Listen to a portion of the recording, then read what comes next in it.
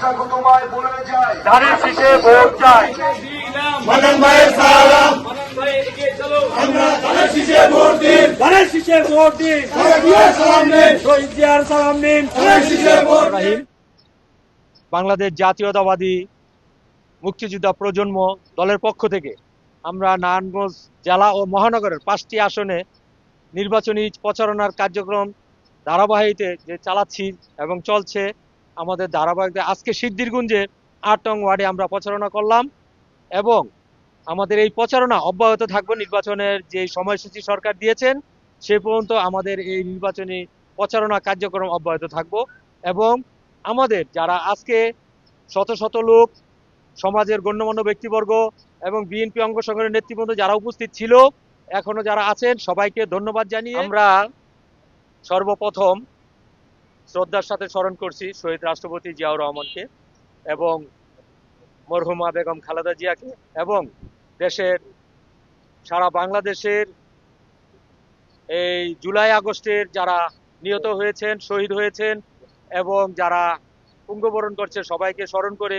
আমি পরিচয় করে দিচ্ছি আজকে এবং ধন্যবাদ জানাচ্ছি আবারও এই কেন্দ্রীয় নেতা আমাদের 71 প্রজন্মের এই মুক্তিযোদ্ধা প্রজন্মের দলের আহ্বায়ক ইঞ্জিনিয়ার ইশরাক হোসেন সাহেবকে এবং সদস্য সচিব অ্যাডভোকেট নান্নু ভাই এবং দপ্তর সম্পাদক সারাফত হোসেন রাহাত ভাই এবং এখানে উপস্থিত আছেন কেন্দ্রীয় ঢাকা বিভাগের ভাইস চেয়ারম্যান এই যে এ কে আজাদ ভাই এবং নারায়ণগঞ্জ জেলার যুগ্ম আহ্বায়ক সদস্যবৃন্দ সবাইকে পরিচয় করে দিয়ে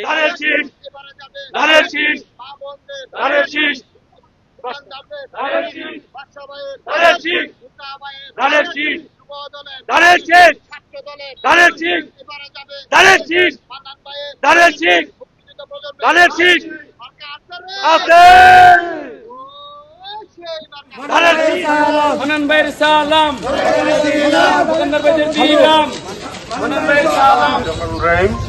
ধন্যবাদ সবাইকে।